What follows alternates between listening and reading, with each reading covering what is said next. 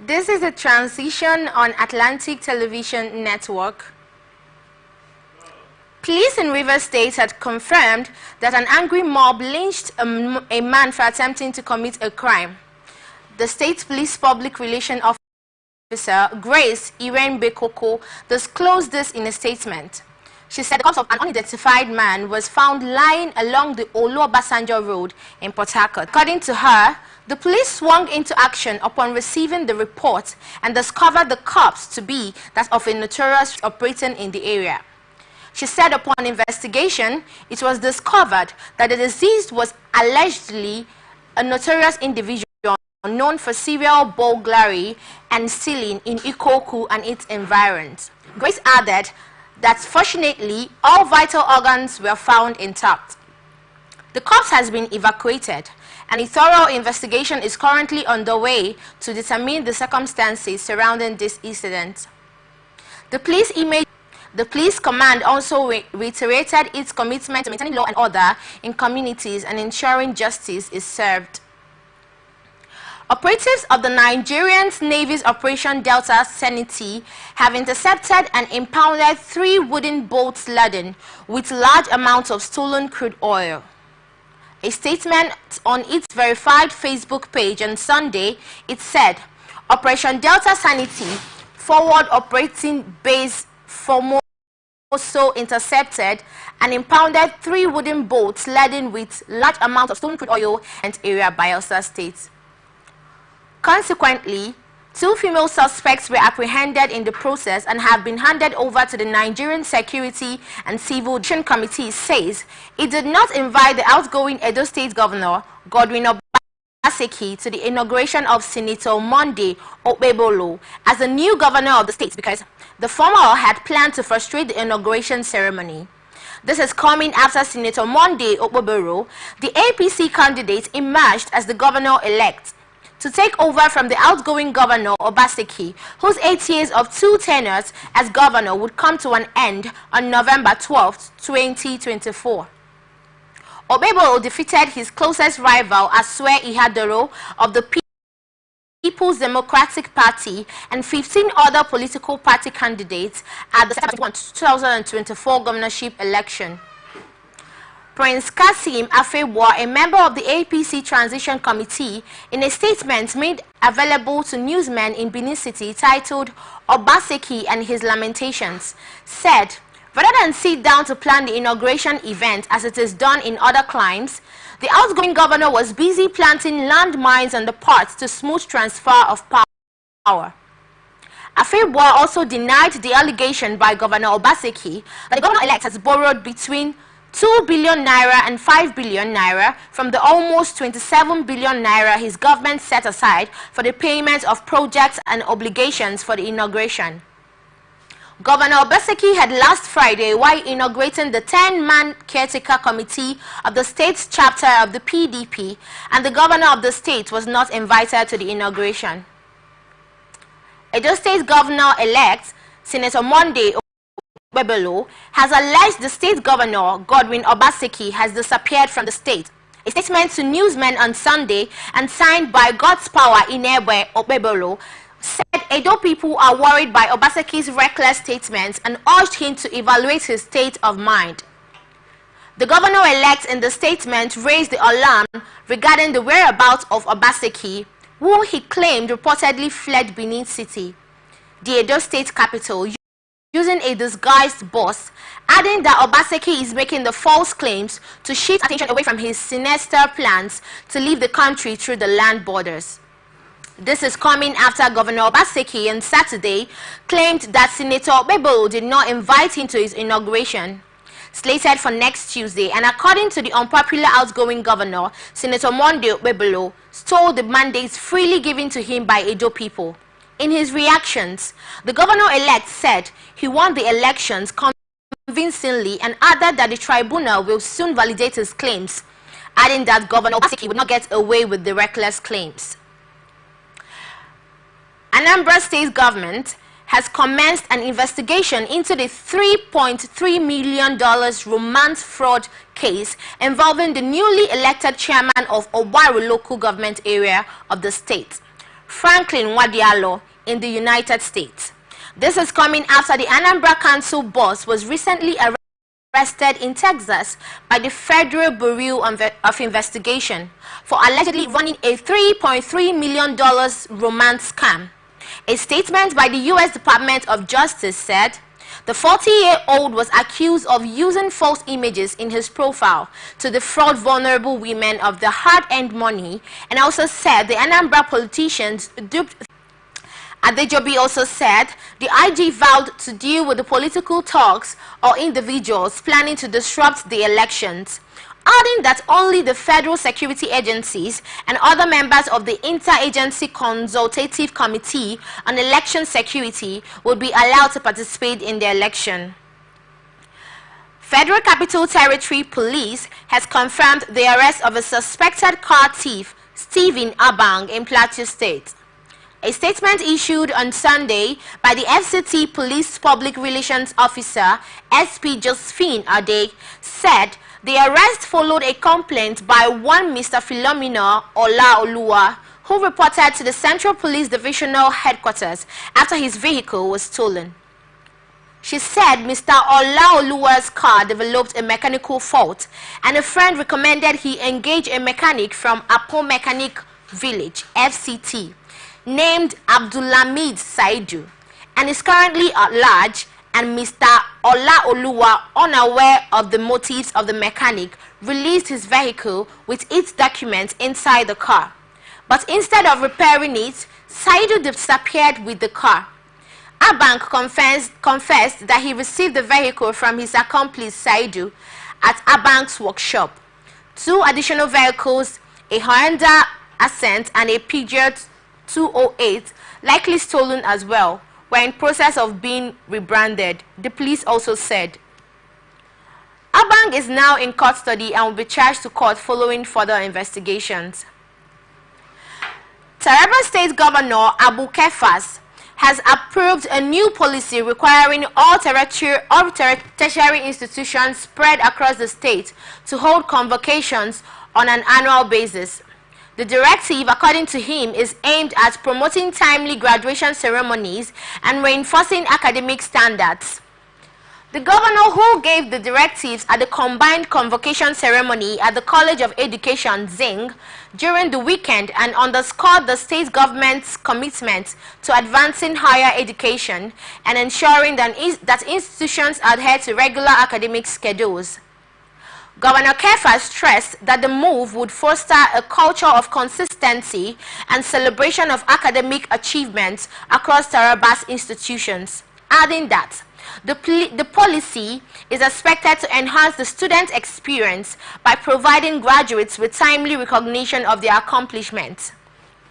Reiterating his administration's commitment to an educational reforms agenda that seeks to build a future where quality education is accessible and affordable, he emphasized that true wealth encompasses more than the state's natural resources and economic growth potential. Tragic road accident has claimed the lives of 15 people in Mairuwa village along the Fantuak-Sokoto highway. The Federal Road Safety Corps described the incident as avoidable and preventable, attributing it to poor vehicle maintenance and driver negligence.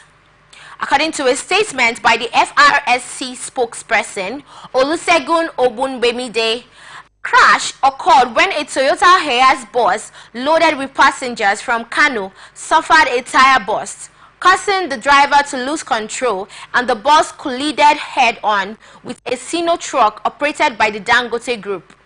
The impact led to multiple casualties, primarily among bus passengers. Reacting to the tragedy, FRSC Corps Marshal Shehu Mohammed expressed deep concern over the frequent occurrence of accidents due to poor vehicle maintenance, adding that adherence to traffic regulations, including routine checks and observing legal speed limits, could have averted the crash. He also advised drivers to ensure vehicles' maintenance are complied with traffic regulations to curb the wave of tragedy in road accidents. Defense headquarters say true Troops deployed for counter-terrorism operations eliminated a total of 169 terrorists and arrested no fewer than 641 suspects in various theaters of operation strikes. A statement by the Director of Defense Media Operations, Major General Buba Edwards, said several terrorists were dislodged from their hideouts with airstrikes by the Air Force, as well as ground operations by the ground forces to dislodge terrorists from their enclaves, killing several of them. Buba also said during the operations against oil theft, 40 suspected oil thieves were arrested and stolen crude oil worth 1 billion naira was recovered. Kaduna State Police Command has detained 2 suspected railway track vandals and recovered 40 pieces of iron rod from the suspects. The command's spokesperson, ASP Mansour Hassan, who confirmed the incident on Sunday in Kaduna, said Mr. Yusuf Dogo, a member of the vigilance group Musa and John Yakubu, all from Pakao village in Kagoko local government area, while some of the suspects escaped from the scene.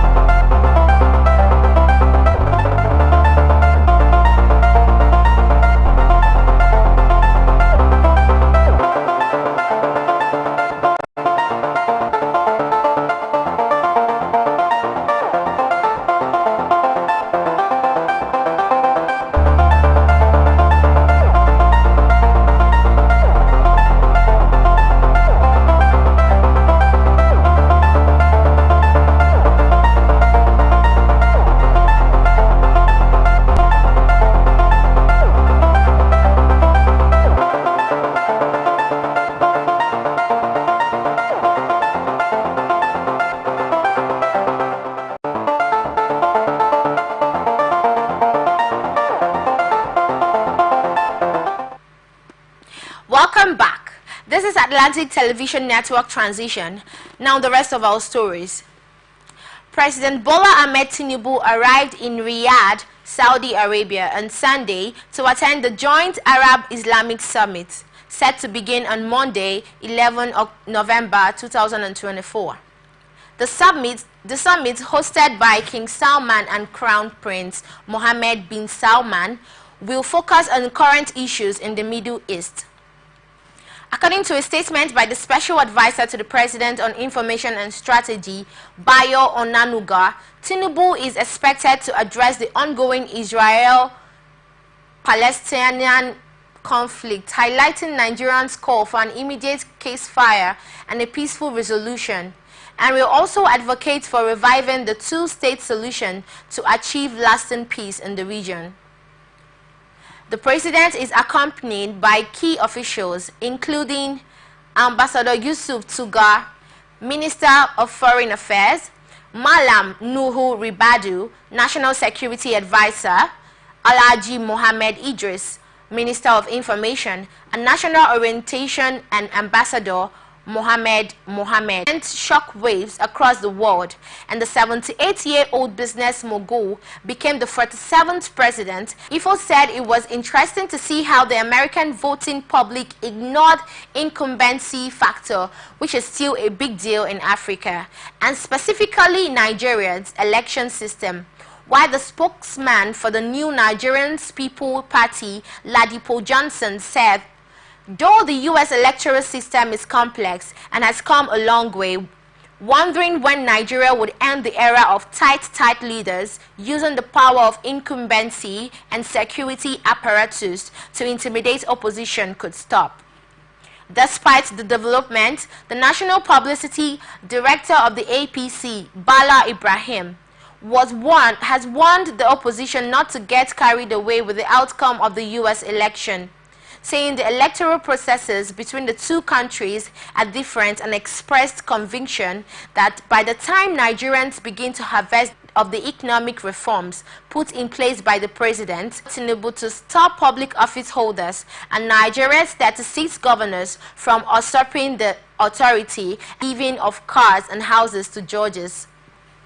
According to Serap, the actions have compelled judiciary to be submissive to the executive. Oluwadare urged the president to direct the Attorney General of the Federation and Minister of Justice, Mr. Lateef Fagbemi, to challenge in court the constitutionality and legality of the practice of members of the executive giving cars and houses to judges in Abuja and across the states.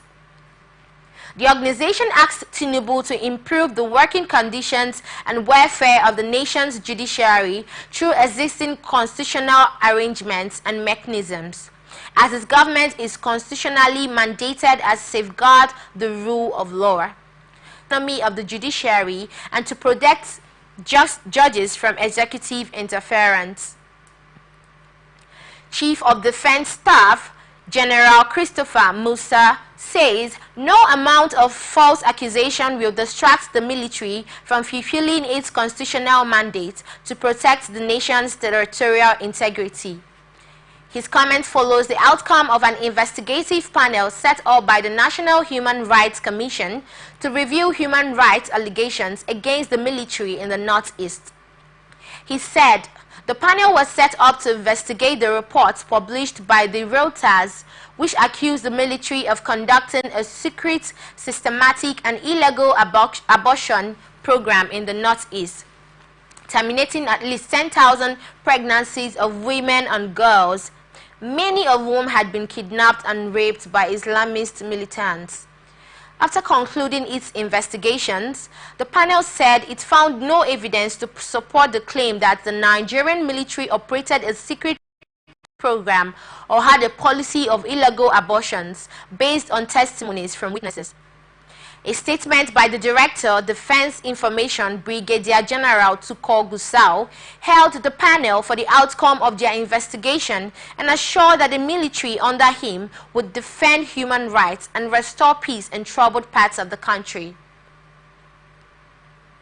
Former President Goodluck Jonathan has congratulated Donald Trump on his recent election victory, describing it as a mark of true leadership and a reflection of the American people's confidence in his vision for the nation. In a message shared on his official X handle on Sunday, Jonathan congratulated Trump on being elected as the 47th President of the United States and expressed optimism that Trump's presidency would not only propel the American dream forward but also contribute to global peace, stability, and progress. Jonathan expressed optimistic that Trump's presidency will not only advance the American dream, but also promote the cause for global peace, stability, and progress. Coordinating Minister of Health and Social Welfare, Professor Muhammad Pate, has written to the Ministers of Education, Finance, Labor, and Employment regarding demands of the Medical and Dental Consultants Association of Nigeria on the 21st day ultimatum from October 21 to November 11 to alert the doctors' strike.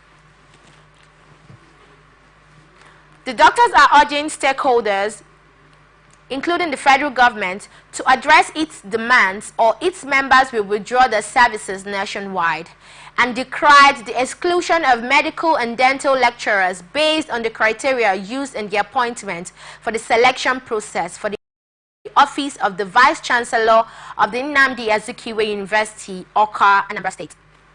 It also demanded the harmonization of the retirement age of medical and dental consultants to 70 years to mitigate the effects of doctors' migration, and the payment of the emoluments of medical lecturers with consolidated medical salary structure to correct the shortfalls in their emoluments entry level and their pension. National President of MDCAN, Professor Muhammad said plans are underway to sign a memorandum of understanding with the government regarding the association's demands, while the request of the payment of the emoluments of medical lecturers with salary structure is beyond the Ministry of Health and the Secretary of the Government of the Federation for the necessary action.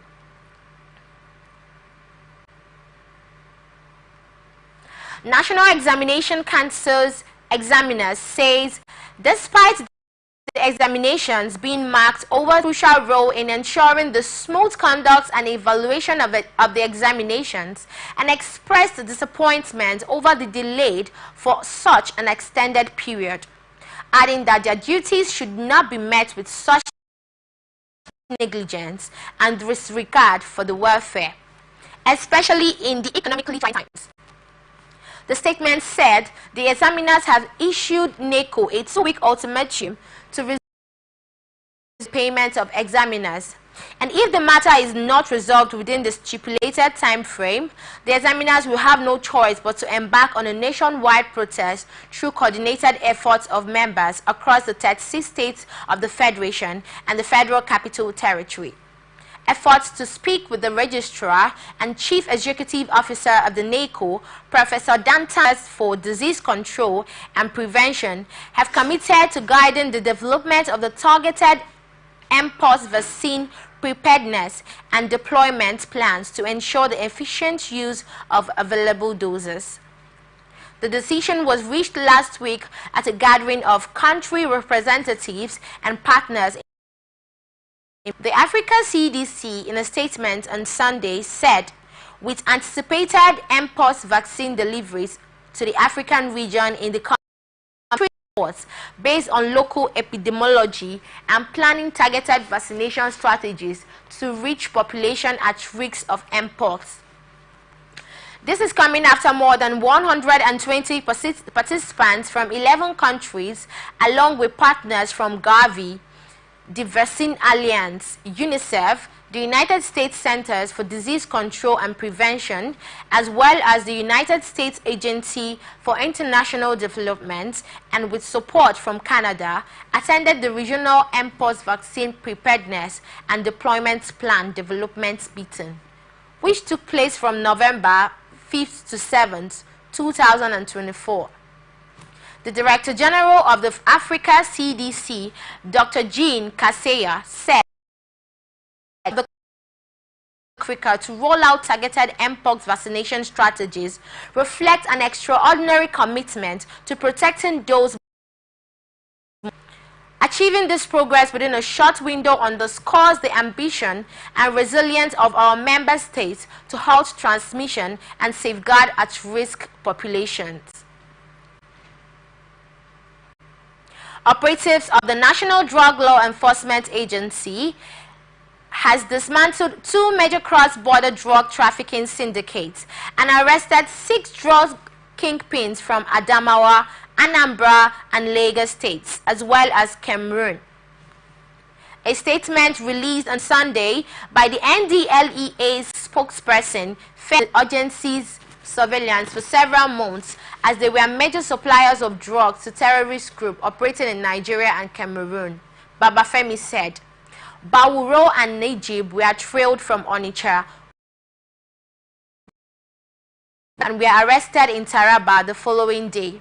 and a total of 276,500 pills of tramadol were Avensis saloon car, which they abandoned on the expressway upon realizing NDLE operatives were on their trail. Babafemi also said another leader of the different syndicate, Ishola, was arrested